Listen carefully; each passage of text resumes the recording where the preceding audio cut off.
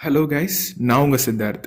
North India பொறுத்தளவு நிறைய candidates ஈஸியாக சிஏபி எக்ஸாம் கிளியர் பண்ணிட்டு உள்ளே போயிடுறாங்க. பிகாஸ் அவங்களுக்கான அந்த சோர்ஸ் மெட்டீரியல் ரொம்ப ட்ரெமெண்டஸ் அமௌண்ட்டாக கிடைக்குது. பட் தமிழ்நாடு பொறுத்தளவு நிறையா பேர் சிஏபி எக்ஸாம்ஸ் கிராக் பண்ணுறது இல்லை. Compared with north India percentage compare பண்ணும்போது தமிழ்நாட்டில் ரொம்ப கம்மியான பேர் தான் அந்த எக்ஸாம்ஸ் கிளியர் பண்ணியிருக்காங்க. ஸோ நம்ம ஏன் ஒரு இனிஷியேட்டிவ் எடுக்கக்கூடாது, மற்றவங்களுக்கு ஒரு கைடாக இருக்கக்கூடாது அப்படின்ற மோட்டிவில் சிஏபி சீரிஸ் ஸ்டார்ட் பண்ணியிருக்கேன் சாப்டர் வைஸாக. கைஸ், உங்களோட சப்போர்ட் தேவை. ரெகுலராக என்னோடய வீடியோஸ் பாருங்கள். ஃபஸ்ட் என் வீடியோஸ் பார்த்துட்டு அந்த கண்டென்ட்டை அப்சர்வ் பண்ணதுக்கப்புறம் நீங்கள் புக் ரீட் பண்ணிங்கன்னா அவ்வளோ ஈஸியாக இருக்கும் அந்த புக் ரீட் பண்ணுறதுக்கு. Within short period of time உங்களால் எல்லா பேஜஸையும் கவர் பண்ண முடியும். வாங்க இன்னைக்கு வீடியோக்குள்ளே போகலாம். இன்றைக்கி பிஎஃப்எம்மில் ரிஸ்க் மேனேஜ்மெண்ட் மாடியூலில் சாப்டர் யூனிட் 12 கிரெடிட் ரிஸ்க் தான் பார்க்க போகிறோம். ஸோ கைஸ், கிரெடிட் ரிஸ்கில் என்னென்ன விஷயங்கள்லாம் வருது அப்படிங்கிறத பார்த்துருவோம். ஸோ யூஸ்வலாக பார்த்தீங்கன்னா கிரெடிட் ரிஸ்க்னா ஒரு கஸ்டமர் உங்கள் கிட்டேருந்து பேங்க் கிட்டேருந்து லோன் வாங்குறாரு. அந்த லோன் அமௌண்ட்டை வித்தின் டென்யூர் பீரியடுக்குள்ளே ரீபே பண்ணலைன்னா, இன்ஸ்டால்மெண்ட்டோ பிரின்சிபலோ அந்த டைம் பீரியடுக்குள்ளே ரீபே பண்ணலைன்னா அதை கிரெடிட் ரிஸ்க் அப்படின்னு சொல்லுவாங்க. ஸோ லோன் அமௌண்ட் மட்டும் இல்லைங்க, அப்பார்ட் ஃப்ரம் தட் சில கஸ்டமர்ஸ் ஃபோரெக்ஸில் டீல் பண்ணுவாங்க. அவங்கெல்லாம் பார்த்தீங்கன்னா லெட்டர் ஆஃப் கிரெடிட் வாங்குவாங்க. ஃபார் எக்ஸாம்பிள் இன்னொரு சில செட் ஆஃப் கஸ்டமர்ஸ் பார்த்தீங்கன்னா கவர்மெண்ட் கூட டீல் பண்ணுவாங்க. டென்யூர் போட்டு ஒரு ப்ராஜெக்ட் எடுத்து கண்டக்ட் பண்ணுவாங்க. அந்த மாதிரி கஸ்டமர்ஸ் எல்லாம் பேங்க் கேரண்டி வாங்குவாங்க. ஸோ இவங்க ரெண்டுத்துக்கு பார்த்தீங்கன்னா கிறிஸ்டலைசேஷன் ஆஃப் லைபிலிட்டி ஏற்படும். ஸோ அந்த லைபிலிட்டியும் within a period of time கொடுக்கலன்னா அதுவும் பார்த்தீங்கன்னா கிரெடிட் ரிஸ்க் அப்படின்னு தான் சொல்லுவாங்க. இதை தவிர்த்து வேற என்ன கிரெடிட் ரிஸ்க் அப்படின்னு பார்த்தீங்கன்னா, பேமெண்ட் ரீபே பண்ணுவாங்கல்ல, அது ஷார்ட் ஃபால் ஏற்பட்டுருச்சுன்னா, ரீபே பண்ணுற அமௌண்ட்டில் ஷார்ட் ஃபால் எதுவும் வந்துருச்சுன்னா அதை ரிட்டர்ன் ஆஃப் பண்ணுவாங்க. எதுலேருந்துன்னு பார்த்தீங்கன்னா ப்ராஃபிட் அண்ட் லாஸ் அக்கௌண்ட்லேருந்து. ஸோ இதையும் பார்த்தீங்கன்னா கிரெடிட் ரிஸ்க் அப்படின்னு தான் சொல்லுவாங்க. ஸோ இதை தவிர்த்து வேற என்ன கிரெடிட் ரிஸ்க் இருக்குன்னு பார்த்தீங்கன்னா, ட்ரெஷரி ப்ராடக்ட் மூலமாக கஸ்டமர்ஸ் லோன் வாங்கியிருப்பாங்க. ஸோ அந்த அமௌண்ட்டையும் வித்தின் ஸ்டிப்புலேட்டட் பீரியட் ஆஃப் டைம்குள்ளே ரீபே பண்ணியிருக்க மாட்டாங்க. So then it is also called as credit risk அப்படின்னு சொல்கிறாங்க. ஃபோர்த் பார்த்தீங்கன்னா ட்ரேடிங் ஆஃப் செக்யூரிட்டிஸ். பேங்க்ஸ் பாண்ட்ஸில் ட்ரேட் பண்ணுவாங்க, ஓகேவா? அந்த ட்ரேட் பண்ணுற செக்யூரிட்டிஸையும் ஒரு எஃபெக்டிவான பேமெண்ட் ரீபே ஆகலை. ஃபார் எக்ஸாம்பிள், இப்போ 10 கோடி ரூபாய்க்கு பேங்க்ஸ் பாண்டில் ட்ரேட் பண்ணுறாங்கன்னா ரிட்டர்ன் என்னமோ 9 கோடி தான் வருது அப்படின்னா அதுவும் கிரெடிட் ரிஸ்க் கேட்டகரியில் தான் வரும் அப்படின்னு சொல்கிறாங்க. ஸோ அதுக்கடுத்து cross border exposures. So currency exchange பண்ணும்போதும் திடீர்னு ஏதோ ஒரு காரணத்தினால கரன்சி வேல்யூ கம்மியாயிருச்சு, பட் கஸ்டமர் கிட்ட இருந்து நம்ம ஃபெச் பண்ணுற அமௌண்ட் என்னமோ கம்மியாக இருக்கு. இல்லைன்னா ட்ரேடிங்கில் ஃபோரெக்ஸில் ட்ரேட் பண்ணிட்டு இருக்கும்போது அந்த value of the currency reduce ஆயிடுச்சு. இந்த மாதிரி சுச்சுவேஷன்ஸ்லாம் வர்றதுக்கு வாய்ப்பு இருக்கு. ஸோ அப்போ பார்த்தீங்கன்னா கிராஸ் பார்டர் எக்ஸ்போஷர் ஏற்படும். இந்த மாதிரி சுச்சுவேஷன்லையும் அதுவும் பார்த்தீங்கன்னா கம்மியான அமௌண்ட் தான் நமக்கு பேங்க்ஸ்க்கு வருது. So this is also called as a credit risk அப்படின்னு சொல்றாங்க. ஃபைனலாக பார்த்தீங்கன்னா இப்போ கிரெடிட் ரிஸ்க்னா உங்களுக்கு என்னென்ன விஷயங்கள் அப்படிங்கிறத ஒரு ஐடியா கிடைச்சிருக்கும்னு நினைக்கிறேன். ஸோ இந்த சாப்டரில், அதாவது இந்த மாடியூல் ஃபுல் என்ன பார்க்க போகிறோம்னா, இது எப்படி மேனேஜ் பண்ணுறாங்க, இது எப்படி கண்ட்ரோல் பண்ணுறாங்க, இது எப்படி மிட்டிகேட் பண்ணி கண்ட்ரோல் பண்ணுறாங்க அப்படிங்கிறதான் பார்க்க போகிறோம்.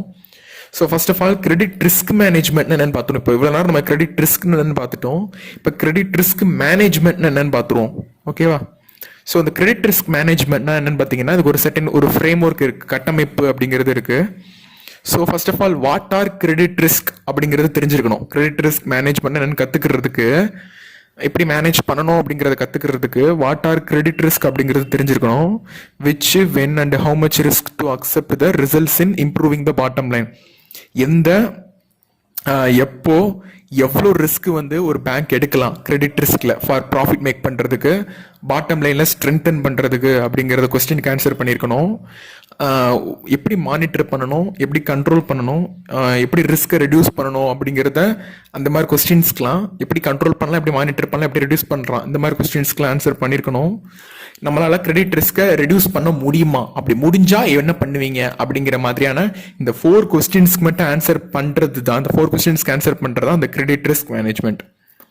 ஸோ இந்த 4 கொஸ்டின்ஸ்க்கு ஆன்சர் பண்ற மாதிரி ஒரு மேனேஜ்மெண்ட் ப்ராசஸ் கண்டுபிடிச்சாங்க. ஸோ இந்த 4 கொஸ்டின்ஸ்க்கு ஆன்சர் பண்ற மாதிரி ஒரு process, credit risk management process அப்படிங்கிறது கண்டுபிடிச்சாங்க. ஸோ அதில் ஃபர்ஸ்ட் ப்ராசஸ் என்னன்னு பார்த்தீங்கன்னா கிரெடிட் ரிஸ்க் ஐடென்டிஃபிகேஷன். ஸோ இது ஒன்று ஒன்றா உங்களுக்கு எக்ஸ்பிளைன் பண்ணுறேன். செகண்ட் பார்த்தீங்கன்னா credit risk management measurement sorry. Third பார்த்தீங்கன்னா credit risk monitoring and control. And final பார்த்தீங்கன்னா கிரெடிட் ரிஸ்க் மிட்டிகேஷன்.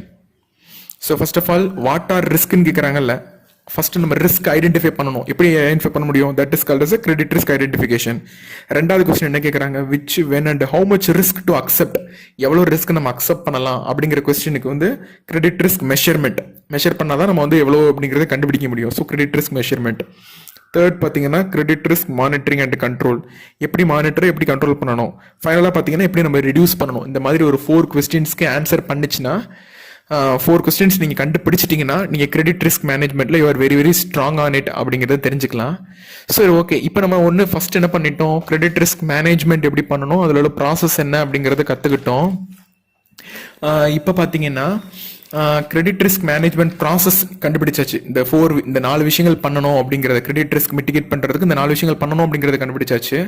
ஸோ இதெல்லாம் யாருமா கண்டக்ட் பண்ணுவா, இதெல்லாம் யாருமா ப்ராப்பராக எக்ஸிக்யூட் பண்ணுவா பேங்க்ல அப்படின்னா கண்டிப்பாக ஒரு ஆர்கனைசேஷன் ஸ்ட்ரக்சர் அப்படிங்கிறது இருக்கணும். கரெக்டு தானே கைஸ்? ஒரு மனுஷன் செயல்பாட்டு, அதாவது ஒரு ஆர்கனைசேஷன் வந்து இதுக்குன்னு தனியாக இயங்கினா தான் இந்த 4 விஷயங்களை கண்ட்ரோல் பண்ணி பேங்க் வந்து நம்ம ப்ராஃபிட் சைடில் கொண்டு போக முடியும், என்பிஓவை ரெடியூஸ் பண்ண முடியும். ஓகேவா?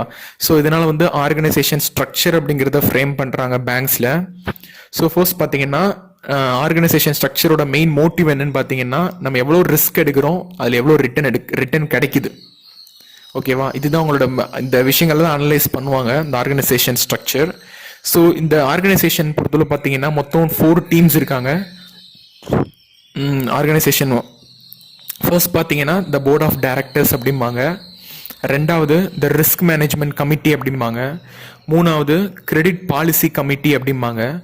And finally the credit risk management department அப்படிம்பாங்க.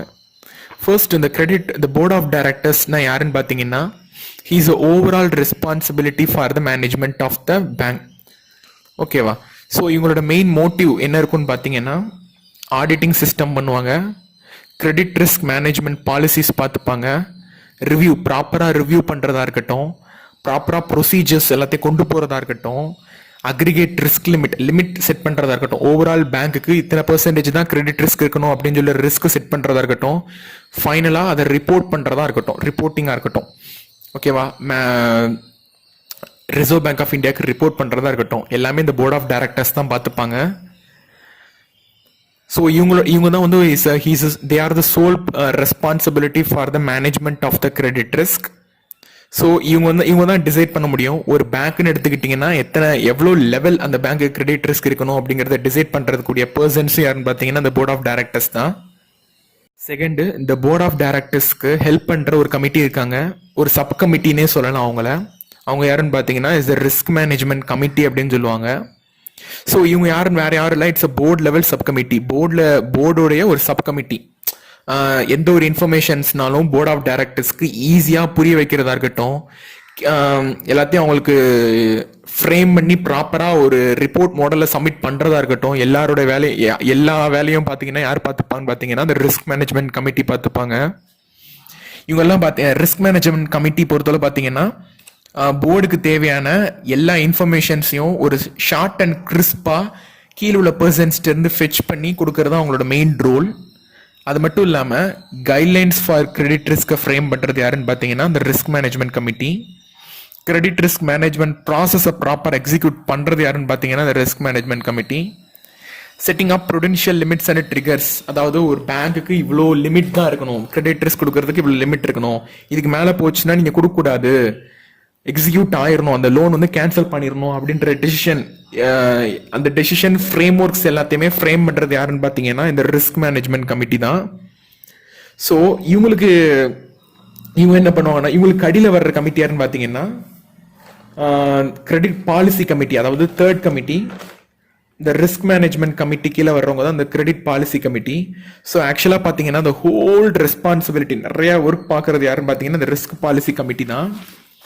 ஸோ இவங்க தான் பார்த்தீங்கன்னா எல்லா கிரெடிட் ரிஸ்கையும் ஃப்ரேம் பண்ணுறதா இருக்கட்டும், அதை ரேட்டிங் பண்ணுறதா இருக்கட்டும், கிரெடிட் ப்ரொபோசல்ஸ் கிரியேட் பண்ணி கஸ்டமர்ஸ்க்கு எந்தெந்த கஸ்டமர்ஸ்க்குலாம் கொடுக்கணும் அப்படிங்கிறதா இருக்கட்டும், எந்தெந்த கஸ்டமர்ஸ்க்குலாம் நம்ம லோன் வந்து ப்ராப்பராக ரீபே பண்ணாமல் இருக்காங்க அவங்ககிட்ட இருந்து எப்படி ஃபெச் பண்ணலாம், திரும்ப ரூபா வாங்கலாம் அப்படிங்கிறதா இருக்கட்டும், பவர் வந்து செக்ரிகேட் பண்றதா இருக்கட்டும், உனக்கு வந்து இந்த பவர், நீங்க வந்து இந்த ரோல்ஸ் முடிச்சாகணும், இந்த இவ்வளவு கிரெடிட் வந்து வெளியே நிக்குது, ஸோ நீங்க கலெக்ட் பண்ணி ஆகணும், இந்த கிரெடிட் வந்து இவ்வளவு ரூபாய் இருக்கு நம்மகிட்ட, இந்த ரூபாவை நீங்க வந்து கஸ்டமர்ஸ்க்கு ஸ்ப்ரெட் பண்ணி உங்க பிசினஸ் பண்ணணும் அப்படிங்கிற ஐடியாஸ் கொடுக்கறதா இருக்கட்டும், அசட் கான்சென்ட்ரேஷனா இருக்கட்டும், prudential limit, they are also setting limits for their individual பேங்க்ஸ்க்கு லிமிட் செட் பண்றதா இருக்கட்டும், ஒவ்வொரு பிரான்ச்சுக்கும் லிமிட் செட் பண்றதா இருக்கட்டும், போர்ட்ஃபோலியோ எந்தெந்த செக்மெண்ட்ல நீங்க எவ்வளவு ரூபாய் வந்து நீங்க கிரெடிட்டா கொடுக்கணும். ஃபார் எக்ஸாம்பிள் ப்ரியாரிட்டி செக்டார் லெண்டிங்ல எஜுகேஷன் லோன் எவ்வளவு கொடுக்க போறீங்க, ஹவுசிங் லோன் எவ்வளவு கொடுக்க போறீங்க, இண்டஸ்ட்ரீஸ்க்கு எவ்வளவு கொடுக்க போறீங்க,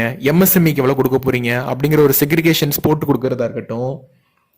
ஃபைனலா ரிஸ்க் மானிட்டரிங், அதாவது ப்ராப்பரா பண்றாங்களா, எல்லாமே கரெக்டா கொடுத்துருக்காங்களா, எல்லாமே கரெக்டா ரிட்டர்ன் ஆயிருக்கா அப்படிங்கறத பாக்குறதா இருக்கட்டும். ப்ரொவிஷனிங், வராத கடனுக்கு எவ்வளவு ரூபாய் எடுத்து வைக்கணும் பேங்கோட ப்ராஃபிட்ல இருந்து அப்படிங்கிற ப்ரொவிஷனிங் ப்ராசஸ் டேக் ஓவர் பண்றதா இருக்கட்டும். ரெகுலேட்டரி லீகல் கம்ப்ளைண்ட்ஸ் எல்லாத்தையுமே ப்ராப்பரா இம்ப்ளிமெண்ட் பண்றாங்களா சப் பிரான்ச்சஸ் எல்லாருமே அப்படிங்கறத பாக்குறதா இருக்கட்டும். எல்லாமே பாத்தீங்கன்னா அந்த கிரெடிட் பாலிசி கமிட்டி தான் பாத்துக்கிறாங்க. ஸோ ஃபைனலாக பார்த்தீங்கன்னா credit risk management department. So இதெல்லாம் இவ்வளோ ப்ராசஸ் பண்ணுறாங்கல்ல, ஸோ அது வந்து ஃப்ரண்ட் எண்ட்லேருந்து ஒரு பர்சன் எக்ஸிக்யூட் பண்ணணும்ல, அந்த ஃப்ரண்ட் எண்ட் பர்சன் தான் யாருன்னு பார்த்தீங்கன்னா அந்த கிரெடிட் ரிஸ்க் மேனேஜ்மெண்ட் டிபார்ட்மெண்ட் அப்படிம்பாங்க. ஸோ இவங்க என்ன பண்ணுவாங்கன்னா ஸ்ட்ரைட்டாக ஒவ்வொரு பிரான்ச்சஸ்க்கும் போய் டாக்குமெண்ட்ஸ் எல்லாத்தையுமே ஃபெச் பண்ணி அது எல்லாத்தையுமே ரிவ்யூ பண்ணி ஆடிட் பண்ணுறது யாருன்னு பார்த்தீங்கன்னா இந்த கிரெடிட் ரிஸ்க் மேனேஜ்மெண்ட் டிபார்ட்மெண்ட் தான். ஸோ இவங்க என்னன்னு பார்த்தீங்கன்னா லோன் போர்ட்ஃபோலியோ வந்து பிரான்ச்சஸ், அதாவது நம்மள மாதிரி இருக்கிற ஃப்ரண்ட் அண்ட் பிரான்ச்சஸ்ல இருந்து கலெக்ட் பண்ணி இவங்க என்ன பண்ணுவாங்கன்னா போர்ட்ஃபோலியோ அனலைசிஸ் பண்ணுவாங்க, லோன் போர்ட்ஃபோலியோ அனலைசிஸ் பண்ணுவாங்க. ஓகே, ஒரு ஏ அப்படிங்கிற பிரான்ச், சென்னை பிரான்ச்ல இருந்து 500 ப்ரொபோசல்ஸ் வந்திருக்கு. அந்த ப்ரொபோசல்ஸ் எத்தனை பேருக்கு அதில் உள்ள டாக்குமெண்ட்ஸ்லாம் கரெக்டா இருக்கா, மேல சொல்ற பாலிசி கமிட்டிக்கு நிகரா இருக்கா அப்படிங்கறது எல்லாத்தையுமே ஆடிட் பண்ணி எல்லா டாக்குமெண்ட்ஸ் ஃபெச் பண்ணது எல்லாமே கரெக்டா அப்படிங்கறத சிஸ்டமேட்டிக்கா அரேஞ்ச் பண்றது எல்லாமே யாருன்னு பாத்தீங்கன்னா அந்த credit risk management department. So இவங்கெல்லாம் பார்த்தீங்கன்னா bottom line persons, those who are involving in the credit risk management committee அப்படின்னு சொல்லுவாங்க. ஸோ இந்த 4 கமிட்டி ஆல்ரெடி சொல்லியிருக்கேன்ல. ஃபர்ஸ்ட் என்ன சொன்னேன், ஃபர்ஸ்ட் கமிட்டி என்னன்னு பார்த்தீங்கன்னா the போர்ட் ஆஃப் டைரக்டர்ஸ், ரெண்டாவது the ரிஸ்க் மேனேஜ்மெண்ட் கமிட்டி, மூணாவது ரிஸ்க் பாலிசி கமிட்டி, ஃபைனலாக பார்த்தீங்கன்னா credit risk management department. So இந்த 4 டிபார்ட்மெண்ட்டும் இந்த 4 மெம்பர்ஸும் இந்த ஆர்கனைசேஷன்ல இருக்கிற இந்த 4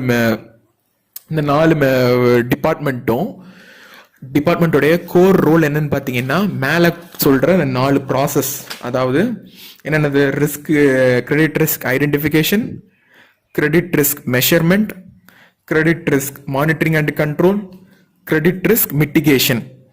ஸோ இந்த 4 ப்ராசஸையும் கரெக்டா பேங்க்ஸ் ஃபாலோ பண்ணுதா அப்படிங்கிறத ஃபாலோ பண்றது தான் இந்த 4 டிபார்ட்மெண்ட்டோடைய வேலை. நான் சொன்ன இந்த 4 டிபார்ட்மெண்ட்டோட வேலை என்னன்னு பார்த்தீங்கன்னா credit risk identification, measurement, monitoring and control, mitigation. இந்த 4 விஷயங்கள ப்ராப்பரா ஒரு பேங்க் ஃபாலோ பண்றாங்களா அப்படிங்கிறத பாக்குறது தான் அவங்களோட வேலை. ஸோ ஃபர்ஸ்ட் ஆஃப் ஆல் அந்த 4 ப்ராசஸ் இருக்குல்ல, நான் ஃபர்ஸ்ட் 2 ப்ராசஸ் இந்த வீடியோல சொல்றேன், பிகாஸ் இந்த வீடியோ ரொம்ப லென்த்தா போய்கிட்டு இருக்கு. பார்ட் 2ல மீதி 2 ப்ராசஸ் எக்ஸ்பிளைன் பண்றேன். ஓகேவா கைஸ்? ஸோ ஃபர்ஸ்ட் பார்த்தீங்கன்னா ரிஸ்க் ஐடென்டிஃபிகேஷன் அப்படின்னா என்னன்னு தெரிஞ்சிருக்கணும் உங்களுக்கு. So potential change in credit quality of a borrower அப்படின்னு சொல்லுவாங்க.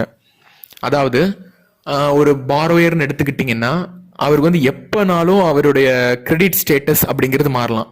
நேற்று நல்லா பிஸ்னஸ் நடந்துட்டு இருக்கலாம், இன்னைக்கு பார்த்தீங்கன்னா திடீர்னு ஏதோ ஒரு ஃபேக்டர்னால பிஸ்னஸ் பெரிய லெவலில் பாதிப்படைஞ்சு அவர் ரீபே பண்ண வேண்டிய கடன் அப்படிங்கிறது தர முடியாத அளவு ஸ்டேஜுக்கு போகலாம். ஸோ இதெல்லாம் நம்ம கிரெடிட் கொடுத்துட்டோம்னா ப்ராப்பராக அனலைஸ் பண்ணிட்டே இருக்கணும்ல. So that is called as a risk identification. So risk identification பொறுத்தவரை பார்த்தீங்கன்னா 2 டைப் இருக்கு. ஒன்று டிஃபால்ட் ரிஸ்க், இன்னொன்று credit spread risk or downgraded risk அப்படின்னு சொல்லுவாங்க. ஸோ எப்படி ஐடென்டிஃபை பண்ணுவாங்க டிஃபால்ட் ரிஸ்க், டிஃபால்ட் ரிஸ்க் என்ன அப்படிங்கிறத பார்த்துருவோம். First of all either partly, ஏதாவது part of the amount credit கொடுத்ததுல பார்ட் ஆஃப் த அமௌண்ட்டோ இல்லை ஃபுல் அமௌண்ட்டோ ரீபே பண்ணலைன்னா அதை ரிஸ்க் ஐடென்டிஃபிகேஷன் அப்படின்னு சொல்லுவாங்க. இல்லைனா fraction of applications are be paid, ஒரு செர்டன் பெர்சன்டேஜ் மட்டும் ரீபே பண்றாங்க, அதாவது ரெக்கவரி மூலமா ஒரு செர்டன் பெர்சன்டேஜ் ரீபே பண்ணிட்டு மீதி கெட்டாம இருந்தாலும் அதையும் என்ன சொல்லுவாங்கன்னு பாத்தீங்கன்னா அந்த டிஃபால்ட் ரிஸ்க் அப்படின்னு தான் சொல்லுவாங்க. ஸோ 2வது டைப் பார்த்தீங்கன்னா credit spread risk or downgraded risk. Credit spread ரிஸ்க்னா இல்லை, என்னன்னு பார்த்தீங்கன்னா not default but still risk due to worsening of the credit quality. இது வரைக்கும் எந்த ஒரு டிஃபால்ட்டும் ஆகலை, but still there are possibilities for the worsening of the credit quality of the borrower. ஓகேவா, எந்த ஒரு டிஃபால்ட் ஆகலை, பட் அந்த பாரோயர் வந்து டிஃபால்ட் ஆகிற நிலைமைக்கு இருக்காரு அப்படிங்கிற சுச்சுவேஷன் வந்துச்சுன்னா அதை இந்த ரிஸ்க் ஐடென்டிஃபிகேஷன், அதாவது கிரெடிட் ரிஸ்க் ஸ்ப்ரெட் அப்படின்னு சொல்லுவாங்க. கிரெடிட் ரிஸ்க் ஸ்ப்ரெட் ரிஸ்க்கு இன்னொரு பேரும் இருக்கு, டவுன் கிரேட் ரிஸ்க் அப்படின்னு சொல்லுவாங்க. ஏன் சொல்றாங்கன்னு பார்த்தீங்கன்னா ஒவ்வொரு வருஷமும் அந்த கம்பெனியோட பெர்ஃபார்மன்ஸ் பொறுத்து, அந்த கிரெடிட் வாங்கின அந்த கம்பெனியோட பெர்ஃபார்மன்ஸ் பொறுத்து ரேட்டிங்ஸ் அப்படிங்கிறது சேஞ்ச் ஆகிட்டே இருக்கும். இப்போ ரீசெண்டாக பேங்க்லேயே ஒரு பேங்க், எஸ் பேங்க் பார்த்தீங்கன்னா A+ இருந்து B ரேட்டிங் போச்சு. மூடிஸ் இன்வெஸ்டர்ஸ் அப்படி ரேட்டிங் கம்மி பண்ணியிருந்தாங்க. ஓகேவா கைஸ், ஸோ இது மாதிரி திடீர்னு சடனாக அந்த ரேட்டிங் வந்து கம்மியாச்சுனாலும் கிரெடிட் ரிஸ்க் ஏற்படுறதுக்கு, credit spread risk or downgraded risk ஏற்படுறதுக்கு நிறைய வாய்ப்புகள் இருக்கு. ஸோ லோன்ஸ் பொறுத்தளவு பார்த்தீங்கன்னா நாட் மார்க்கெட் டு மார்க்கெட் அப்படின்னு சொல்லுவாங்க. ஏன் அப்படி சொல்றாங்கன்னு பார்த்தீங்கன்னா மார்க்கெட் ரிஸ்க் மட்டும்தான் market to market. Okay, loans வந்து are not market to market because market fluctuation ஆச்சுன்னா அது லோன்ஸ் வந்து அஃபெக்ட் ஆக போறது இல்லை. So loans are not market to market அப்படின்னு சொல்லுவாங்க. அடுத்த டைப் ஆஃப் போர்ட்ஃபோலியோ லெவல்ல என்ன மாதிரியான கிரெடிட் ரிஸ்க் ஏற்படுது, risk associated with credit portfolio. So இது ஒரு டைப் ஆஃப் கிரெடிட் ரிஸ்க் தான். போர்ட்ஃபோலியோ லெவல்ல எப்படி கிரெடிட் ரிஸ்க் ஏற்படுது அப்படிங்கிறத பார்ப்போம். ஸோ ஃபர்ஸ்ட் பார்த்தீங்கன்னா சிஸ்டமேட்டிக் ஆர் இன்ட்ரென்ஸ்டிக் ரிஸ்க். இன்னொரு டைப் பார்த்தீங்கன்னா இட்ஸ் அ கான்சென்ட்ரேஷன் ரிஸ்க் அப்படின்னு சொல்லுவாங்க. சிஸ்டமேட்டிக் ஆர் இன்ட்ரென்சிக் ரிஸ்க் பொறுத்தளவு பார்த்தீங்கன்னா it's fully diversified. Okay, systematic or intrinsic fully diversify பண்ணியிருப்பாங்க. Okay, among geographies, among industries, among borrowers, among markets அப்படின்னு segregate பண்ணியிருப்பாங்க. But concentration risk பொறுத்தளவு பார்த்தீங்கன்னா நாட் டைவர்சிஃபைட். ஒரு பர்டிகுலர் டொமைன்லேயே கொடுத்துருப்பாங்க. ஒரு பர்டிகுலர் பாரோயருக்கே மெஜாரிட்டி ஆஃப் தி அமௌண்ட் கொடுத்துருப்பாங்க. ஒரு பர்டிகுலர் ஜியாகிரபியில் இருக்கிற பர்சன்ஸ்க்கே நிறைய அமௌண்ட் கொடுத்துருப்பாங்க. ஒரு பர்டிகுலர் இண்டஸ்ட்ரிக்கே நிறைய அமௌண்ட் கொடுத்துருந்தாங்கன்னா அப்போ கிரெடிட் ரிஸ்க் அப்படிங்கிறது கான்சென்ட்ரேஷன் ரிஸ்க்ல ரொம்ப அதிகம். Credit risk is also kind of concentration risk is also kind of credit risk. So இது வந்து ரொம்ப ரொம்ப மச் மோர் ரிஸ்கியர் பேக்கேஜ் அப்படிங்கிறது இந்த கான்சென்ட்ரேஷன் ரிஸ்க் அப்படின்னு சொல்லுவாங்க. ரிஸ்க் கொஞ்சம் கம்மியா இருக்கிறதுன்னு பாத்தீங்கன்னா சிஸ்டமேட்டிக் ஆர் இன்ட்ரென்சிக் ரிஸ்க் அப்படின்னு சொல்லுவாங்க. ஸோ இன்னொரு டைப் என்னன்னு பாத்தீங்கன்னா counterparty risk, that is non performance of a trading partner. Non performance of a trading பார்ட்னர்னா வேற ஒன்றும் இல்லை, ஒரு 2 பர்சன்ஸ் வந்து பிஸ்னஸ் பண்ணிட்டு இருக்காங்க. அதுல ஒரு பர்சன் மட்டும் ப்ராப்பரா பிஸ்னஸ் ரன் ஆகலைன்னா கூட இன்னொரு பார்ட்னருக்கு ஹெவி அஃபெக்ட் ஆகும். கரெக்ட் தானே? 2 பேர் மியூச்சுவலா பண்ணா மட்டும்தான் பிசினஸ் அப்படிங்கிறது க்ரோ ஆகும். ஒரு பர்சன்ஸ் நல்லா பண்ணிட்டு இன்னொரு பர்சன் நல்லா பண்ணலைன்னா that is called as a counterparty risk. ஒரு பர்சன் அஃபெக்ட் ஆகிறதுனால இன்னொரு பர்சன் அஃபெக்ட் ஆகிறார்ல, so that is called as a counterparty risk அப்படின்னு சொல்லி சிம்பிளா சொல்லுவாங்க. Transistent financial risk associated with the trading rather than the standard credit risk. Okay. Transistent financial risk associated with trading rather than the standard credit risk. Trading மூலமா majority அடி வாங்கினாலும், ஒரு 2 party ஒரு 2 client வந்து அடி வாங்கினாலும், ஒரு 2 கஸ்டமரா நம்ம பேங்கோட கஸ்டமர் அடி வாங்கினாலும் that is also called as the counterparty risk அப்படின்னு சொல்றாங்க. ஃபைனலா கண்ட்ரி ரிஸ்க், அதாவது restrictions imposed by the sovereigns. சாவரிஜன்ஸ்னா வரல ஃபாரின் கண்ட்ரிஸ், அவங்க ஒரு ரெஸ்ட்ரிக்ஷன்ஸ் இம்போஸ் பண்றதுனால நம்மளுடைய கிளைண்ட், நம்மளுடைய பாரோயர், நம்மளோட கவுண்டர் பார்ட்டி அஃபெக்ட் ஆகிறதுனால that is called as the country risk அப்படின்னு சொல்றாங்க. கைஸ் ஓகே, இப்போ வந்து உங்களுக்கு இன்னொரு ஒரு ஸ்மால் ரீகேப்சுலேஷன் பண்ணிடுறேன். ரிஸ்க் ஐடென்டிஃபிகேஷன் பொறுத்தளவு பார்த்தீங்கன்னா எப்படி ஃபர்ஸ்ட் அந்த 4 டைப்ஸ்ல ஃபர்ஸ்ட் ஒன் ரிஸ்க் ஐடென்டிஃபிகேஷன் சொல்லுவாங்க. ரிஸ்க் ஐடென்டிஃபிகேஷன் எந்த மாதிரி ஃபர்ஸ்ட் வந்து என்ன ரிஸ்க் அப்படிங்கிறத நம்ம ஐடென்டிஃபை பண்ணணும். First of all whether default ரிஸ்கா, credit spread risk or downgraded ரிஸ்கா, இல்ல portfolio risk, systematic or intrinsic ரிஸ்கா, கான்சென்ட்ரேஷன் ரிஸ்கா, இல்ல கண்ட்ரி ரிஸ்கா, இல்ல கவுண்டர் பார்ட்டி ரிஸ்கா, இது எல்லாமே கிரெடிட் ரிஸ்க் தான் கைஸ். ஸோ எந்த டைப் ஆஃப் கிரெடிட் ரிஸ்க் நம்மளுடைய கஸ்டமருக்கு அவைலபிளா இருக்கு அப்படிங்கறத அந்த ரிஸ்க் ஐடென்டிஃபிகேஷன் சொல்லுவாங்க. ஓகே, ஸோ டிஃபால்ட் ரிஸ்க் பார்த்தீங்கன்னா எய்தர் பார்ட்லி பாதி அமௌண்ட் ரீபே பண்ணாம இருந்தா டிஃபால்ட் ரிஸ்க் அப்படின்னு சொல்லுவாங்க. இல்ல ரெக்கவரி பண்றது ஒரு ஃபிராக்ஷன் ஆஃப் அமௌண்ட் மட்டும் நான் ரீபே பண்ணிடுறேன் அப்படின்றாங்கன்னா அதுவும் டிஃபால்ட் ரிஸ்க் அப்படின்னு தான் சொல்லுவாங்க. கிரெடிட் ஸ்ப்ரெட் ரிஸ்க்னா இப்போ வரைக்கும் எந்த ஒரு வர்சனிங் சிச்சுவேஷன்ஸும் வரல, பட் அந்த பாசிபிலிட்டிஸ் இருக்கு, வெர்சன் ஆகிறதுக்கு நிறைய பாசிபிலிட்டிஸ் இருக்கு அப்படிங்கிறது அந்த கிரெடிட் ஸ்ப்ரெட் ரிஸ்க் அப்படிம்பாங்க. இல்லை இந்த கிரெடிட் ஸ்ப்ரெட் ரிஸ்க் இன்னொரு பேரும் இருக்கு, அதாவது டவுன் கிரேடட் ரிஸ்க் அப்படின்னு சொல்றாங்க. டவுன் கிரேடட் ரிஸ்க்னு ஏன்னு சொல்றாங்கன்னா, ஏதோ ஒரு ரேட்டிங் குறையறதுனால ஒரு கம்பெனியோட ப்ராஃபிட், அதாவது பெர்ஃபார்மன்ஸ், அந்த கம்பெனியோட ப்ராஃபிட் குறைஞ்சிச்சுன்னா that is called as a downgraded risk அப்படின்னு சொல்லுவாங்க. Credit risk spread risk is otherwise known as a downgraded risk. அப்புறம் பார்த்தீங்கன்னா லோன்ஸ் வந்து நாட் மார்க்கெட் டு மார்க்கெட், அதாவது லோன் வந்து மார்க்கெட் டு மார்க்கெட் கிடையாது. மார்க்கெட் ஃபிளக்சுவேட் ஆகிறதுனால, ஏறுறதுனால இறங்குறதுனாலே லோனோட வேல்யூ இறங்குறது ஆக போறது இல்லை. Only purely based on the performance of the customer பொறுத்தே the value of the loan அப்படிங்கிறது, அதோட பெர்ஃபார்மன்ஸ் அப்படிங்கிறது குட்டா இருக்கும். அடுத்து ரிஸ்க் அட்ஜஸ்ட், அடுத்து வந்து போர்ட்ஃபோலியோ ரிஸ்க். போர்ட்ஃபோலியோ ரிஸ்க்லேயே பார்த்தீங்கன்னா 2 டைப் ஆஃப் ரிஸ்க் இருக்கு. Portfolio risk is also kind of credit risk. அந்த போர்ட்ஃபோலியோ ரிஸ்க்ல 2 டைப் ஆஃப் கிரெடிட் ரிஸ்க் இருக்கு. ஒன்னு systematic or intrinsic risk, concentration risk அப்படின்ட்டு. சிஸ்டமேட்டிக் ஆர் இன்ட்ரின்சிக் ரிஸ்க் அப்படிங்கிறது கொஞ்சம் கம்மி, ஓகேவா கைஸ்? அதில் வந்து அவ்வளோவா ஒன்றும் ரிஸ்க் அப்படிங்கிறது இருக்காது. பட் கான்சென்ட்ரேஷன் ரிஸ்க் அப்படிங்கிறது அதிகமாக ரிஸ்க் இருக்கு. சிஸ்டமேட்டிக் ஆர் இன்ட்ரின்சிக் ரிஸ்க் பொறுத்தளவு போர்ட்ஃபோலியோ எல்லாத்தையுமே டைவர்சிஃபை பண்ணிடுவாங்க. Among different geographies, among different industries, among different borrowers அப்படின்னு செக்ரிகேட் பண்ணுறதுனால ஒரு டொமைன் இறங்கினால இன்னொரு டொமைன் உங்களுக்கு ப்ராஃபிட் தரும். ஸோ அதை வச்சு நீங்கள் மேனேஜ் பண்ணிக்கலாம். பட் கான்சென்ட்ரேஷன் ரிஸ்க் அப்படிங்கிறது ஒரே ஒரு பர்டிகுலர் டொமைன்லேயே ஃபுல் அமௌண்ட்டையும் டெபாசிட் பண்ணி அதுல இருந்து நல்லா ப்ராஃபிட் எடுக்கலாம்னு நினைக்கிறது. ஸோ இதனால ரிஸ்க் ரொம்ப அதிகம். ஃபைனலாக பார்த்தீங்கன்னா கவுண்டர் பார்ட்டி ரிஸ்க். ஒரு ட்ரேடிங் பர்சன் 2 பேர் பிஸ்னஸ் பண்ணுறாங்கன்னா ஒரு பர்சன் நல்லா பிஸ்னஸ் பண்ணலைன்னா இன்னொரு பர்சனுக்கு அஃபெக்ட் ஆகும். That is called as a counterparty risk. ஃபைனலாக கண்ட்ரி ரிஸ்க். ஃபாரின் கவர்மெண்ட் ஏதோ ஒரு லா இம்போஸ் பண்ணுறதுனால ஒரு அந்த கவுண்டர் பார்ட்டி வந்து அஃபெக்ட் ஆனாங்கன்னா that is called as counterparty risk அப்படின்னு சொல்லுவாங்க. அந்த கவுண்டர் பார்ட்டியோ பாரோயர் அஃபெக்ட் ஆனாங்கன்னா that is called as country risk அப்படின்னு சொல்லுவாங்க. Sorry, okay guys. இப்போ ரீசெண்டாக பார்த்தீங்கன்னா யூடியூப்ல கூட யூஎஸ் கவர்மெண்ட் ஒரு லா போட்டிருந்தாங்க. யாரெல்லாம் 25 lakhs அதிகமாக ஏர்ன் பண்ணுறாங்களோ, யூடியூப் மூலமாக அதிகமாக ஏர்ன் பண்ணுறாங்களோ அவங்க வந்து ஒரு certain percentage டேக்ஸ் பே பண்ணணும் அப்படின்ற மாதிரி சொல்லியிருந்தாங்க.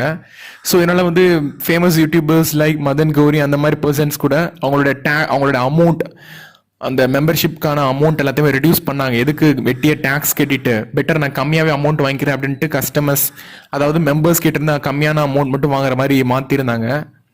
ஸோ இதெல்லாம் வந்து என்ன ரீசன் பார்த்தீங்கன்னா இந்த கண்ட்ரி ரிஸ்க்னால தான். ஓகே காய்ஸ், இப்போ கிரெடிட் ரிஸ்கோடைய ஃபர்ஸ்ட் வால்யூம் உங்களுக்கு புரிஞ்சிருக்கும்னு நினைக்கிறேன். ஸோ இதே மாதிரி second part and third part சப்சிக்வெண்ட்டாக நம்ம சேனலில் வரும். ஸோ காய்ஸ், நம்ம சேனலை யாரெல்லாம் சப்ஸ்கிரைப் பண்ணலையோ மறக்காமல் சப்ஸ்கிரைப் பண்ணிக்கோங்க. சிஏபி கிளியர் நம்ம கண்டிப்பாக பண்ணுறோம். அதுக்கேற்ற மாதிரி ப்ராப்பராக உங்களுக்கு கைடன்ஸ் கொடுப்பேன் நான். ஓகே காய்ஸ், இதே மாதிரி வேற ஒரு இன்ட்ரெஸ்டிங் வீடியோ சீரீஸில் நான் உங்களை சந்திக்கிறேன். Until then it's by from Siddharth. Thank you.